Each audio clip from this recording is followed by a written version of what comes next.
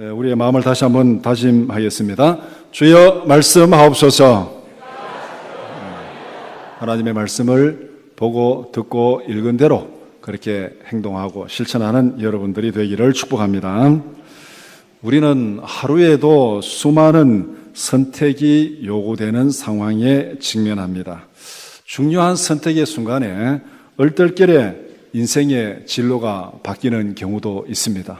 우리가 고민하고 앞날을 계획하고 그렇게 살아가도 돌아보면은 후회되는 그런 인생이 많이 있고, 또 그냥 아무 생각 없이 친구 따라 얼떨결에 했는 그 일이 정말 대박이 되는 그런 인생도 있습니다. 선택의 순간에 올바른 결정을 하기 위해서는 지혜가 필요합니다. 후회 없는 선택을 할 수 있는 지혜를 어떻게 가질 수 있습니까? 우리 모두의 고민이고 우리 모든 부모들의 고민입니다. 어떻게 하면은 정말 후회 없는 인생을 살까? 어떻게 하면은 우리 아이들의 삶이 후회 없는 인생이 될까? 그래서 정말 고민하고 여러 가지 생각하면서 선택하고 그렇게 하는데, 그래도 우리가 늘 돌아보면은 아쉬움이 많고 후회가 많은 것이 우리의 인생입니다. 열왕기상 3장에 기록된 사건, 오늘 우리가 읽었는데 이 사건은 성경보다 더 유명한 사건입니다. 성경을 모르는 사람도 이 이야기는 다 들어서 알고 있습니다. 지혜로운 재판, 그러면은 솔로몬의 재판. TV에도 보니까 뭐 그런 비슷한 프로그램이 있더라고요. 솔로몬의 재판 해가지고 뭐 어떻게 한 것을 본 적이 있는데, 오늘 읽은 사건의 핵심은 지혜의 근원이 무엇인지를 살피는 것입니다.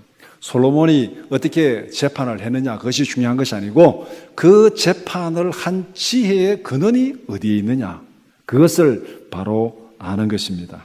지혜는 어디에서 오는 것입니까? 이 질문을 가지고 오늘 본문의 사건을 세 가지 주제로 함께 살펴보고자 합니다. 첫 번째는 솔로몬이 직면한 위기, 두 번째는 솔로몬의 지혜로운 판결, 세 번째는 지혜의 열매입니다. 첫 번째는 솔로몬이 직면한 위기입니다. 솔로몬은 왕위에 오른 다음에 초기에 위기를 맞이했습니다. 왕의 가장 중요한 직무는 재판을 공정하게 하는 것입니다.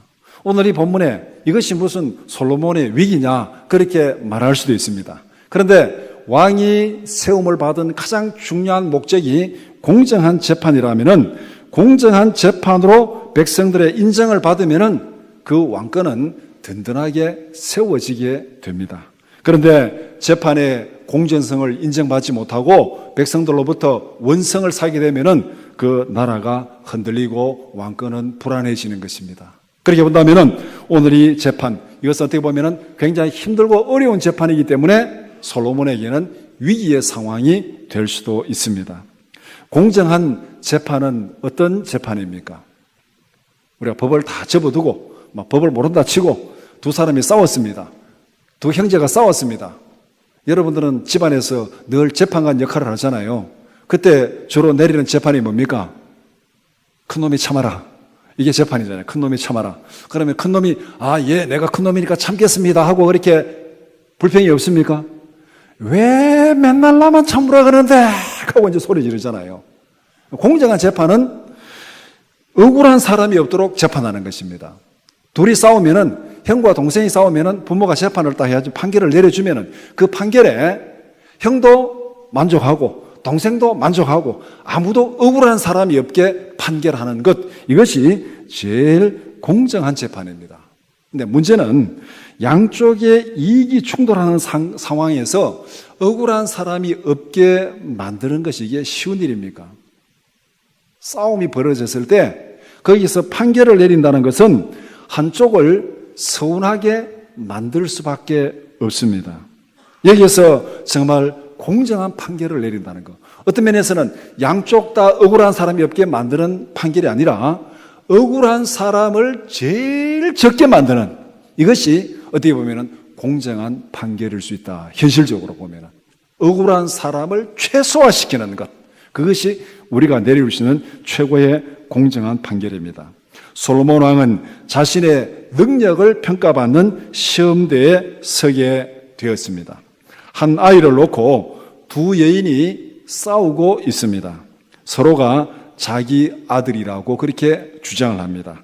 이 상황에서 솔로몬은 억울한 사람이 없도록 판결을 내려야 됩니다. 이 재판이 왜 솔로몬에게 위기 상황입니까? 이 재판의 특성을 살펴보면 솔로몬이 정말 위기를 맞이했구나 그렇게 생각할 수 있습니다. 첫 번째 생각할 수 있는 것은 솔로몬의 재판은 국민적 관심이 집중되는 재판입니다. 오늘 본문에 그런 내용이 없습니다.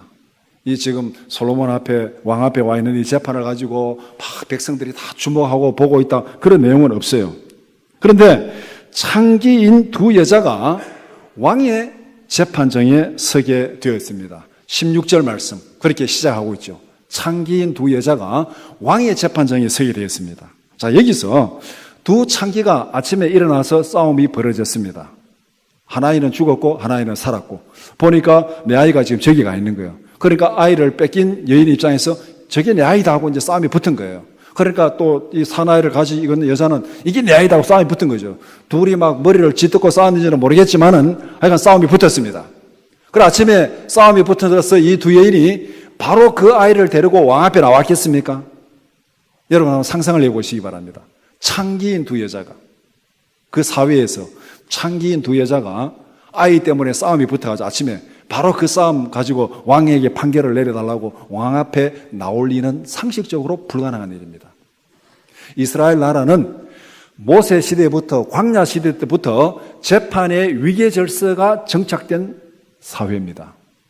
모세가 광야에서 이스라엘 백성들 이끌고 갈 때 거기에서 광야에 살아가면서도 거기에 많은 분쟁들이 있었습니다. 분쟁이 있어가지고 이제 모세 앞에 사람들이 판결을 받으러 왔는데 그 줄이 너무너무 길었어요. 너무 길어서 하루 종일 모세는 판단하고 사람들은 기다리고 있고 그 광경을 모세의 장이 이드로가 와서 보았습니다. 보고 자기 사이 보고 이 사람아 이렇게 해가지고는 자네도 지체 안 되고 백성들도 다 지체 안 된다. 그러니까 내가 시키는 대로 그래서 이드로가 준 지혜가 뭡니까? 여러 백성의 지도자들을 세워라.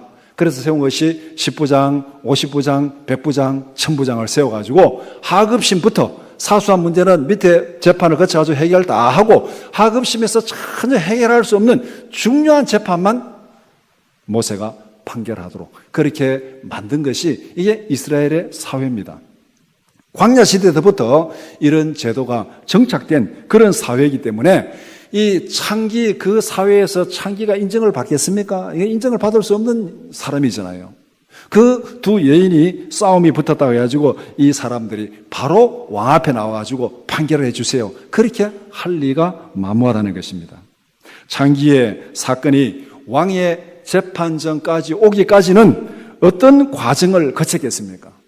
밑에 모든 하급 재판 과정을 다 거쳤을 것입니다. 그러니까 재판할 때마다 이건 난 모르겠다. 도저히 내가 판결을 못 내리겠다. 그 다음 위로 올라가고 또 도저히 판결을 못 내리겠다. 위로 올라가고 그렇게 해가지고 창기의 사건이 왕의 재판정에 섰습니다. 이 사건, 이 일만으로도 백성들의 관심이 집중되는 사건이죠. 창기가 왕의 재판정에 섰어요. 그리고 그 재판의 내용이 밑에서 누구도 판결을 내리지 못한 정말 어려운 사건으로 왕의 판단을 받게 되었습니다.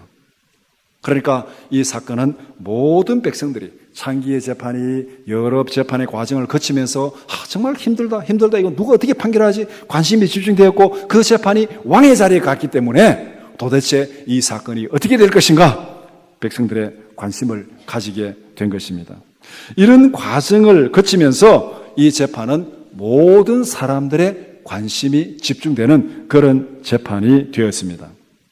솔로몬은 이 재판을 잘못하면 큰 역풍을 만나게 됩니다.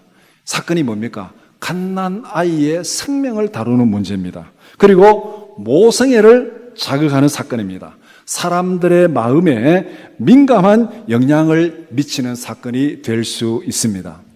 우리나라 대통령 선거할 때 대통령 후보자가 제일 민감한 내용이 뭡니까? 병력에 관한 거잖아요. 병력에 관한 거. 병력에 관한 문제를 잘못 건드리면은 아들을 가진 모든 엄마들이 난리를 피웁니다. 예. 이 엄마들의 마음을 잘못 건드렸다는 살아남을 수가 없습니다. 오늘 이 재판이 바로 그런 재판입니다. 이거 잘못 건드리면은 모성애를 자극하는 아줌마들 잘못 건드리면은 살아남을 수 없잖아요. 솔로몬은 가부간의 결정을 내려야 됩니다. 더 이상 피할 길이 없습니다. 밑에서부터 다 거쳐 올라왔기 때문에 이제는 뭐 다른 데 어떻게 넘길 수도 없고 자기보다 더 큰 재판관이 있을 수도 없고 또 이거 피할 수도 없고 어쨌든 간에 백성들이 지켜보는 가운데 가부간의 결정을 내려야 됩니다. 이런 면에서 이 재판은 솔로몬의 위기입니다. 모든 사람들이 지켜보는 가운데 결정을 내려야 된다는 것. 그 다음에 또 어떤 면에서 이 재판이 위기냐면은 이 사건은 판결 자체가 불가능한 사건입니다. 왜냐하면은 증인이 없습니다. 증거도 없습니다.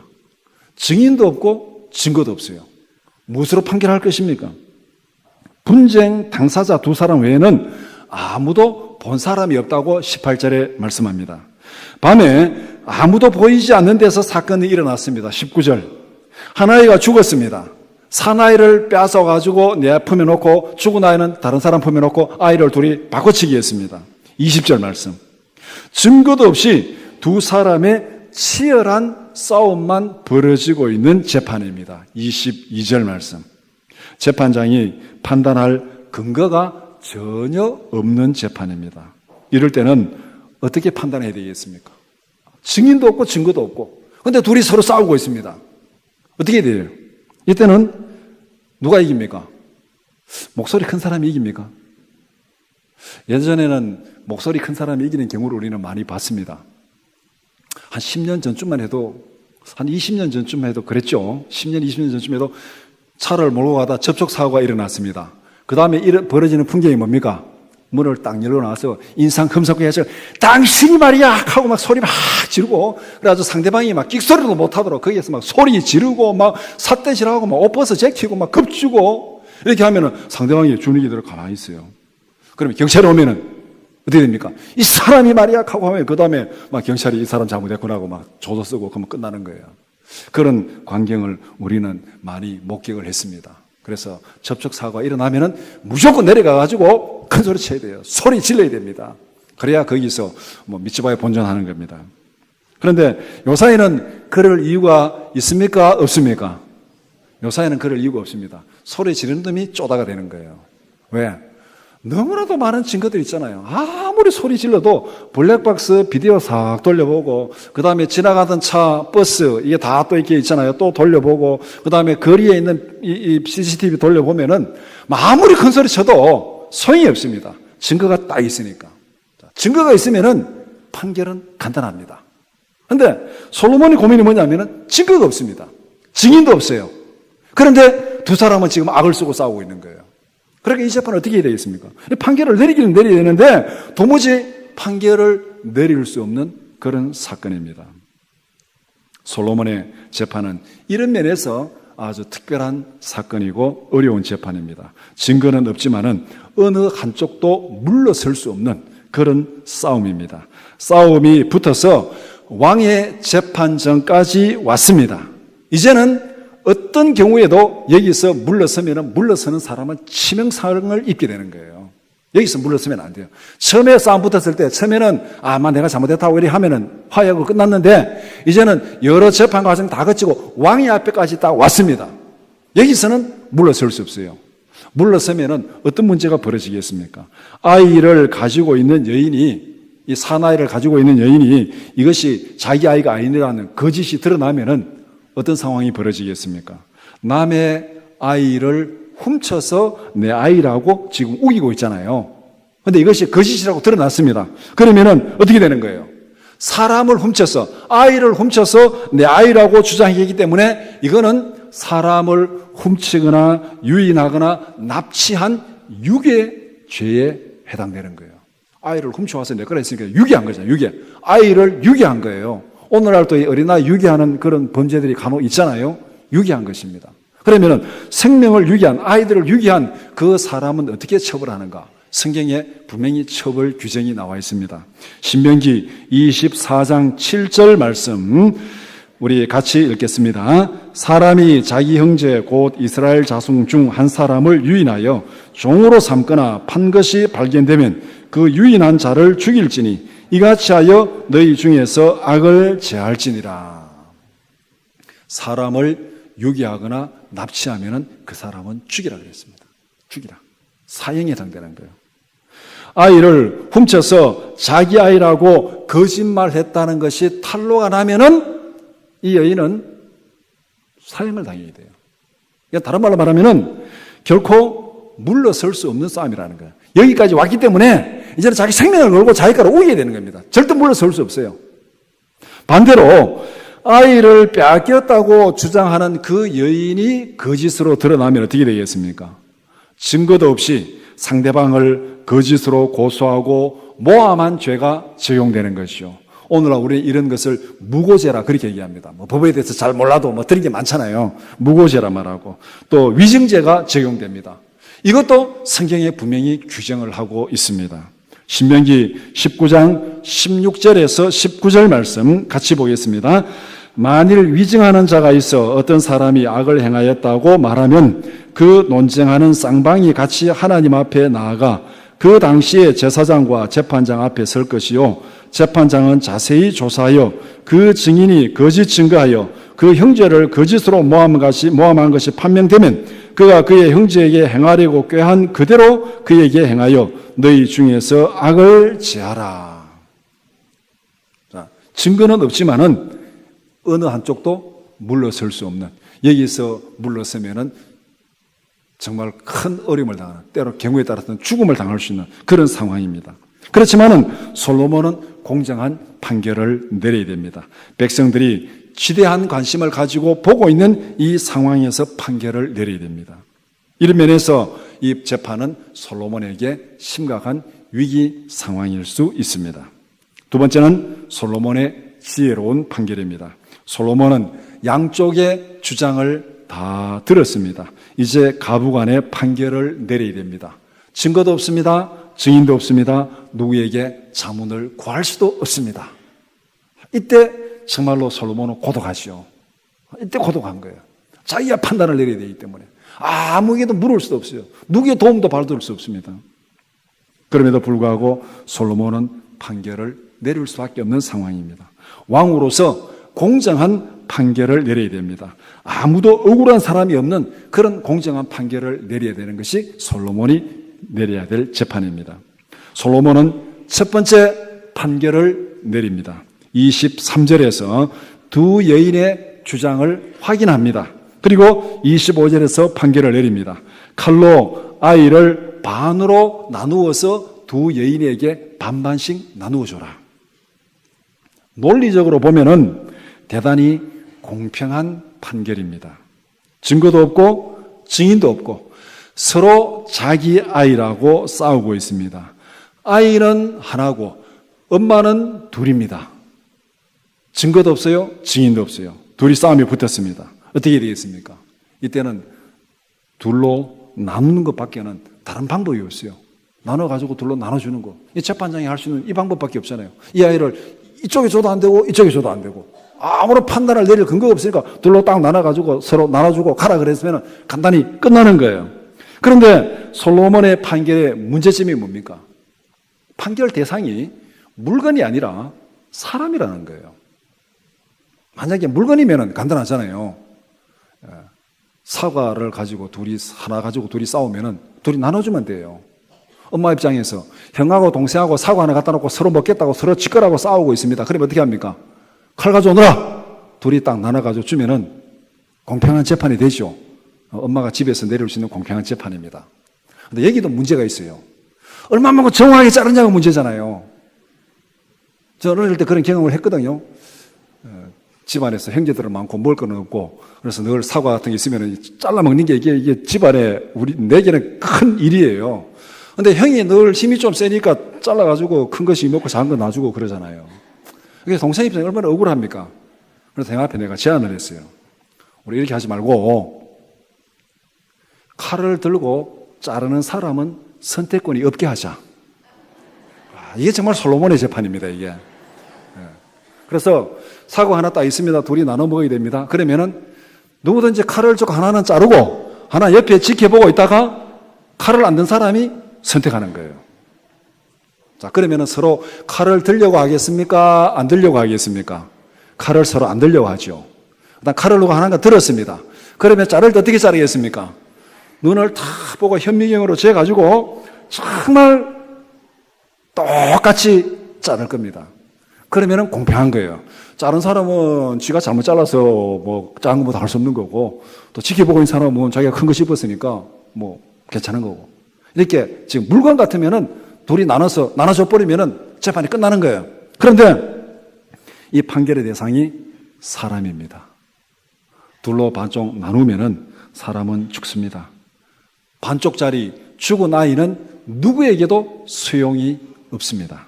결국은 솔로몬의 재판이 둘 다 억울하지 않게 만들어야 되는데 결국은 뭡니까? 둘 다 억울하게 만드는 재판이에요. 이거는 정말 지혜로운 재판이 아니라 이건 최악의 판결이 되는 거죠. 둘 다 억울하게 만들게. 차라리 한 사람이라도 억울한 사람을 없게 만들어야 되는데 둘 다 억울하게 만드는 그런 판결이 솔로몬의 판결입니다. 살아있는 아이를 죽여서 나누겠다는 거예요. 누가 죽였느냐 따지는 것이 아니라 누가 죽였느냐를 놓고 둘이 싸우고 있으니까 솔로몬의 판결은 누가 죽였느냐 그거 판결하지 말고 살아있는 놈을 둘러 나눠서 죽여서 나눠주자. 이렇게 지금 판결을 내린 겁니다. 살아있는 아이를 죽여서 나누어 주자.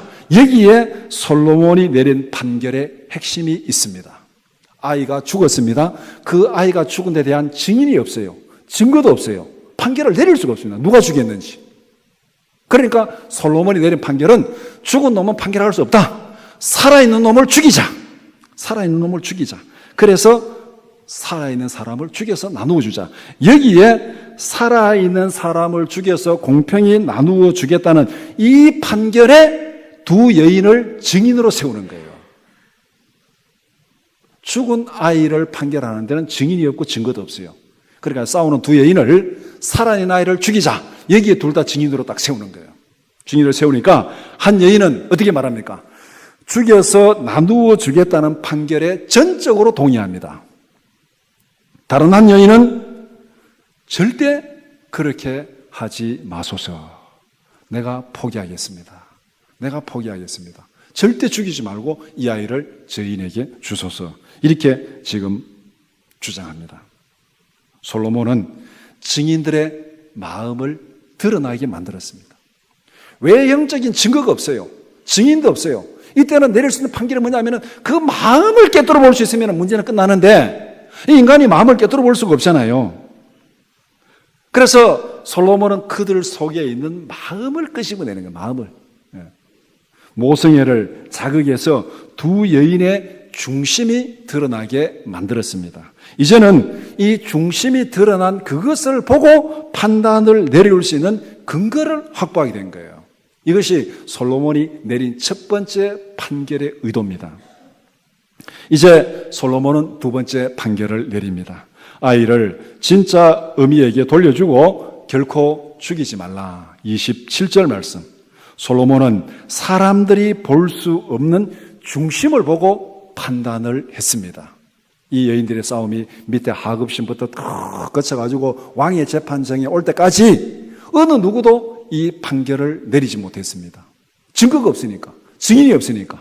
솔로몬도 증거도 없고 증인이 없는데 이제 그들 마음속을 꿰뚫어 보고 공평한 판결을 내렸습니다. 사람의 중심을 꿰뚫어 보는 지혜는 어디에서 온 것입니까? 이것이 오늘 본문이 우리에게 던지는 핵심적인 질문입니다. 사람의 중심을 꿰뚫어 보는 이 지혜는 어디에서 온 것입니까? 성경은 이것을 하나님이 주신 지혜라고 그렇게 말씀합니다. 사람의 지혜는 외모를 보고 판단합니다. 증거를 살펴서 판단합니다. 증인의 말을 잘 듣고 판단합니다. 이것이 사람의 지혜예요. 우리가 뭐 여러 가지 소송이 벌어지고 그다음에 뭐 증인 신문하고 그다음에 판사가 판결을 내릴 때 공정한 판결이 뭡니까? 증거를 잘 살펴서 그다음에 증인들의 변론을 잘 듣고 거기서 판단 내리는 게 인간이 할 수 있는 최고의 지혜입니다. 잘 살피고 잘 듣고 거기서 공정하게 판단하는 것. 이것이 인간의 지혜입니다.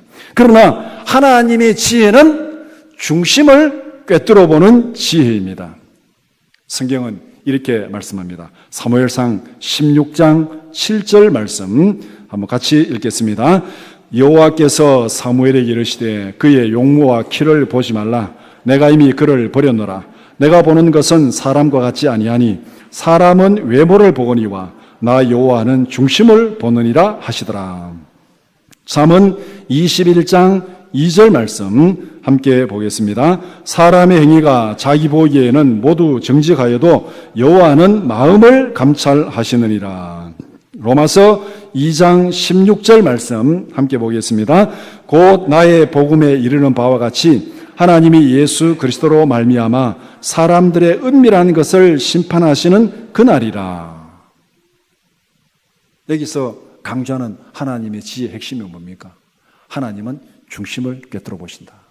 우리는 마음속에 있는 악을 감추고 겉으로 아름답게 멋있게 거룩하게 포장할 수 있습니다. 그러나 그 포장은 하나님 앞에서는 통하지 않는다는 것. 하나님은 그 중심을 꿰뚫어 보신다. 솔로몬은 어떻게 이런 하나님의 지혜를 가지게 되었습니까? 이게 우리에게 중요한 거잖아요. 우리도 이런 지혜를 가지고 싶잖아요. 어떻게 이런 지혜를 가지게 되었는가? 솔로몬이 하나님께 지혜를 구했습니다. 오늘 본문 3장 9절에 하나님 앞에 지혜를 달라고 구했어요. 하나님께서 솔로몬의 기도를 들으시고 응답하셨습니다. 12절. 솔로몬은 하나님께서 주신 지혜로 어려운 재판을 지혜롭게 판결했습니다.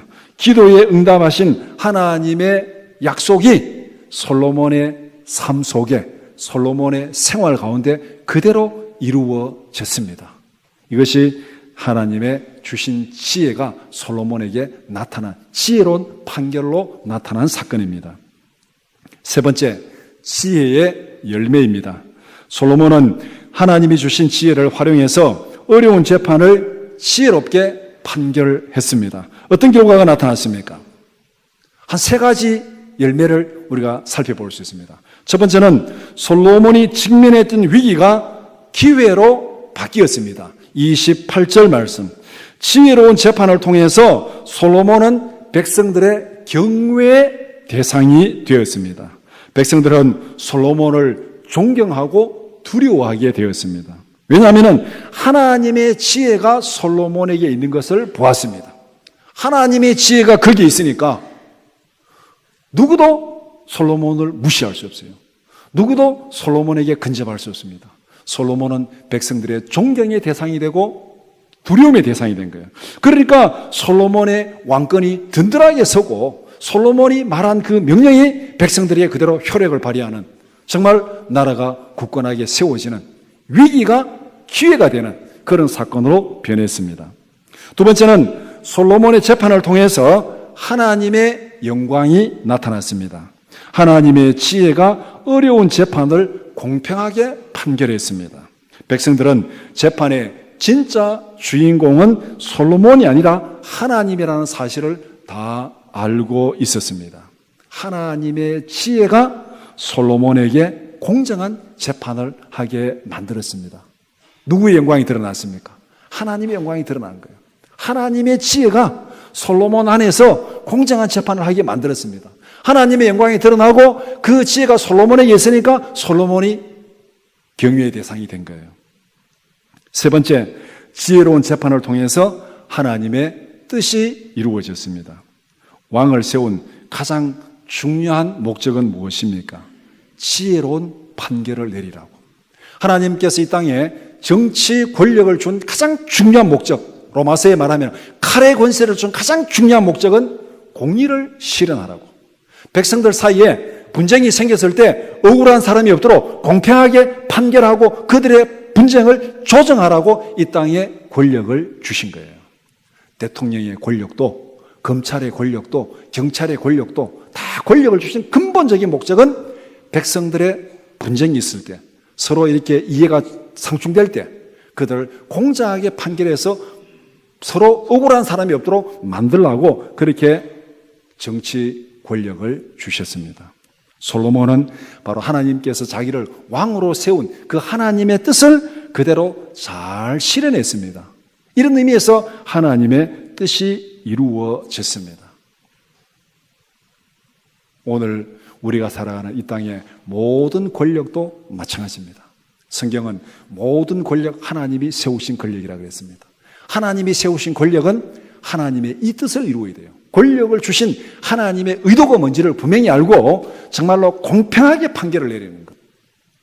그래서 이 어느 나라 지도자든지 간에 정치를 가장 잘하는, 정말 정치를 완벽하게 잘하는 상황이 되면 어떻게 되냐면은 우리 일반 서민들이 대통령이 누군지를 잊어버리고 살면 정치를 제일 잘하는 거예요. 대통령이 누군지 신경 쓸 이유가 없으면 정치를 제일 잘하는 겁니다. 왜?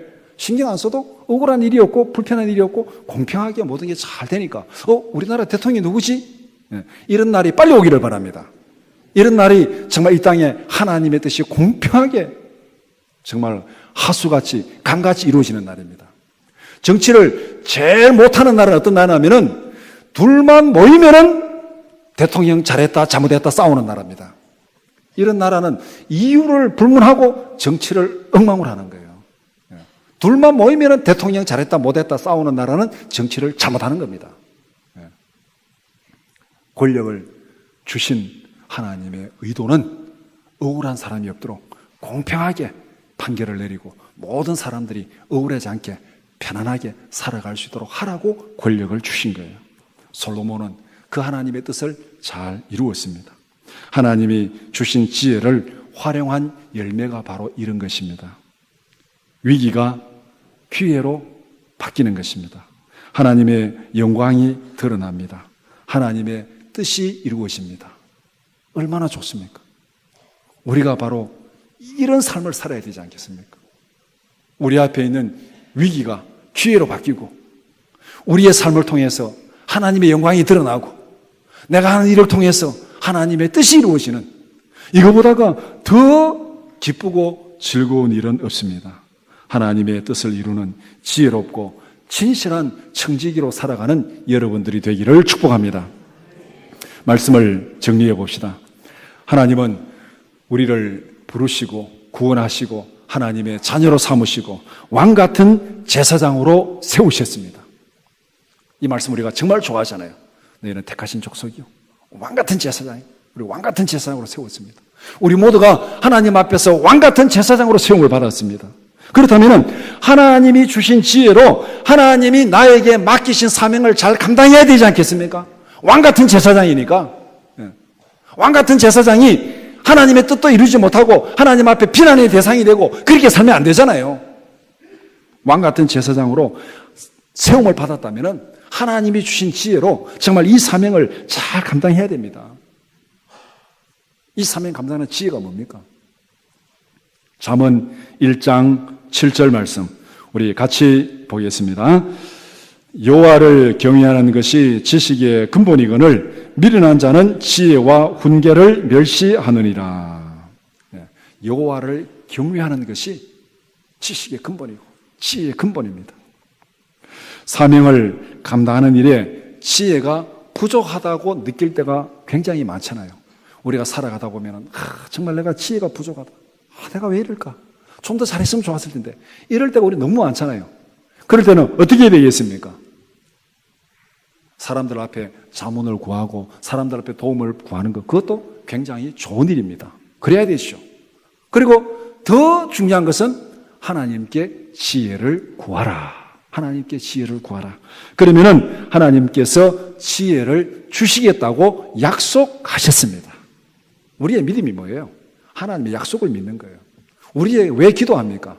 하나님의 약속을 믿고 기도하는 겁니다. 우리는 하나님 앞에 기도할 이유도 없고 기도할 권세도 없고 기도할 건덕지도 없어요. 우리가 하나님 앞에 뭐를 달라고 요구하겠습니까? 우리는 죄인이고 죽어서 마땅한데, 그런 죄인이 하나님 앞에 기도할 수 있는 단 유일한 이유는 뭐냐면은 하나님이 기도하면은 주시겠다고 응답하시겠다고 약속하셨기 때문에, 기도하라고 명령하고 약속하셨기 때문에 기도하는 거예요. 우리가 하나님 앞에 잘나가지고 의로워서 권력이 있어서 뭔가 권세가 있어서 그렇게 하나님 앞에 기도하는 거 아니에요. 하나님께서 우리에게 기도하면은 내가 들어주시겠다고 약속하셨기 때문에 우리가 기도하는 겁니다. 하나님께서 지혜가 부족할 때 지혜를 구하면은 응답하시겠다고, 지혜를 주시겠다고 하나님이 약속하셨습니다. 야고보서 1장 5절 말씀 같이 보겠습니다. 너희 중에 누구든지 지혜가 부족하거든 모든 사람에게 후히 주시고 꾸짖지 아니하시는 하나님께 구하라. 그리하면 주시리라. 자, 이제 우리가 어떻게 살아가야 될지 성경은 우리에게 그림을 다 그려 보여주셨습니다. 왕 같은 제사장으로 이렇게 살아가라, 이렇게 살아가라. 지혜가 부족하면은 구해라. 그러면은 하나님이 주신 지혜로 살아갈 수 있을 것이다. 나의 잔꾀가 아니라 하나님이 주시는 지혜로 하나님의 뜻을 이루고 하나님의 영광을 드러내는 지혜롭고 진실한 청지기로 살아가는 우리 모두가 되기를 축복합니다. 기도드리겠습니다.